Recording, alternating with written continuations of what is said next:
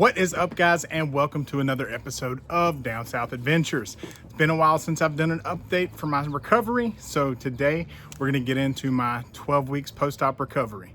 Stay tuned.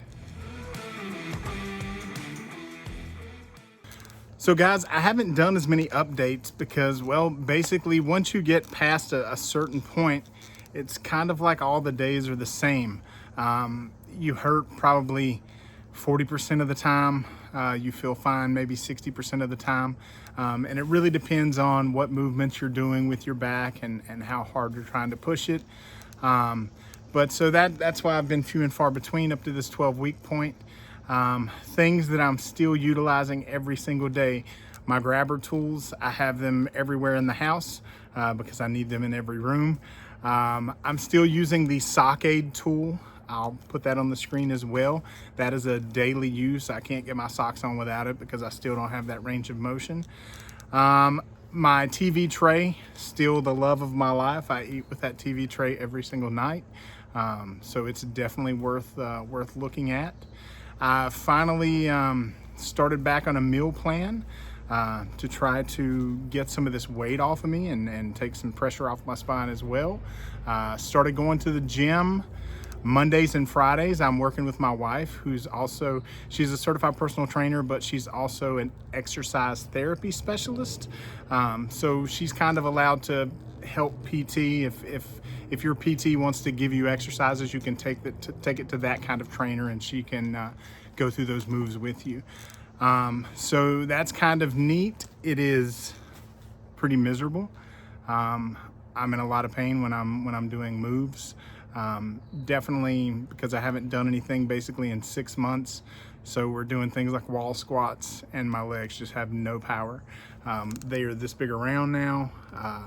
My booty doesn't even hold my pants up anymore. It's completely gone. So the 6 months of inactivity just atrophied all that muscle.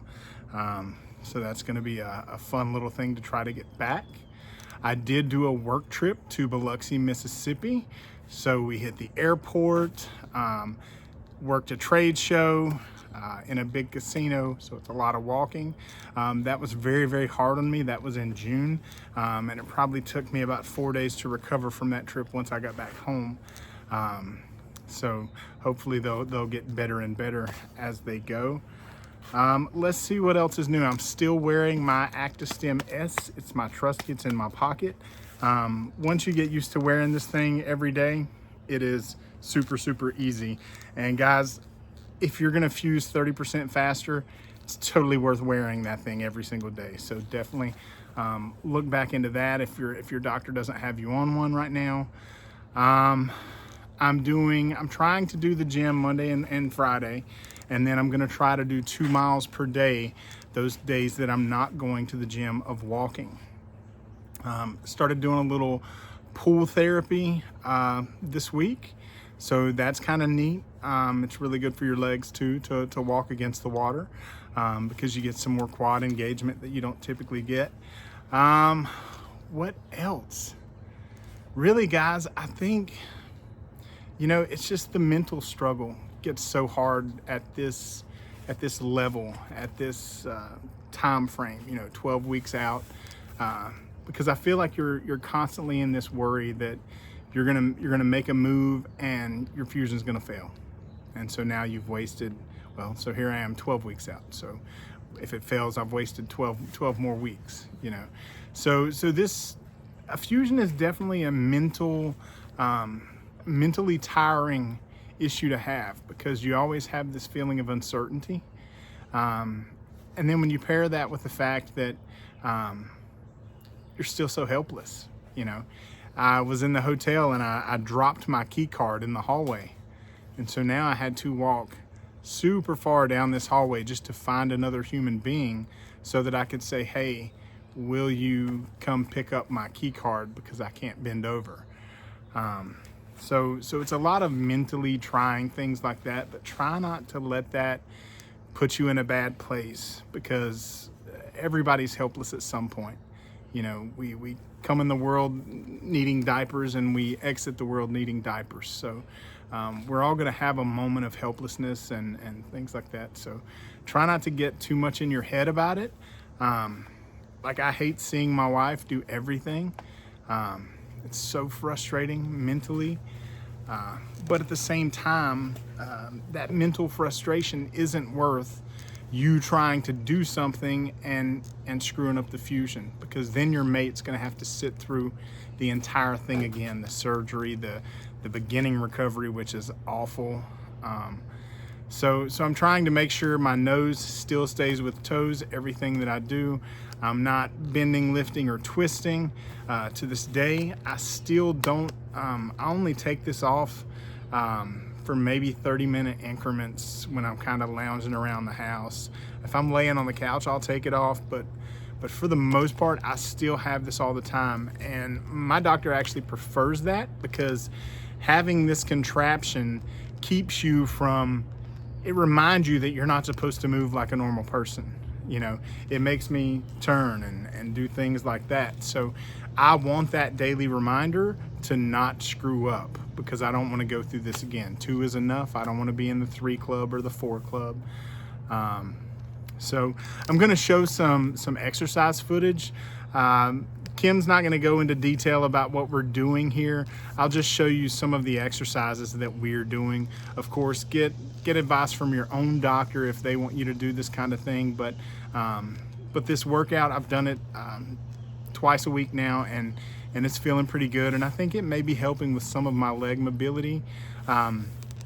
You'll notice when I step up onto the touch tap platform, I don't have a lot of control of my legs yet. I walk way better now after surgery than I did, but I still, when I lift my legs up, they just kind of fall everywhere.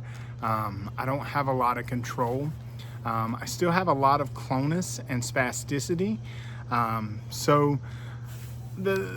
Now we're wondering if that's maybe brain. So I actually go next month for a brain MRI to make sure I don't have any lesions or anything like that. But as far as my surgery, how that feels, I feel much better. I mean, what can I say? I was to the point where I couldn't use my legs. My legs didn't function. It's like my body had cut off their function, and my wife was dragging me to the bathroom and wiping me, you know. So that's where I was at. So this surgery to me was life-changing. I will say at 12 weeks, you start to feel more normal, even though you do realize all the limitations you have. But you do start to get that normal feeling. I'll show you some footage. We put another video out. It's not in my spine videos, but it is a completely no-hike waterfall tour for North Carolina. So if you folks are in North Carolina and you want to get back out there, but you know you can't hike, do this no-hike tour. Basically everything was wheelchair friendly, you know, and I walked down the stairs, up the stairs. Some of it was difficult, but I did it. So don't think that you have to just be stuck in your house, because that's where a lot of my depression was coming from, was those 4 walls inside. So now that I'm starting to get some normalcy back, I don't want to be inside at all. And it's hot out here. It's definitely hot in this brace, but I'm done with house. I want to be out here.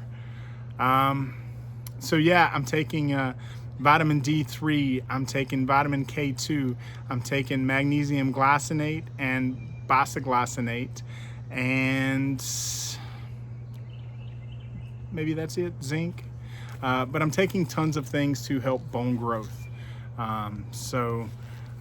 We'll just see how that goes. I don't want to talk too much about it yet, but I also started a carnivore diet 3 weeks ago, because I also have Lyme disease, so I've heard that carnivore is good for autoimmune diseases, but it's also good for inflammation and pain management.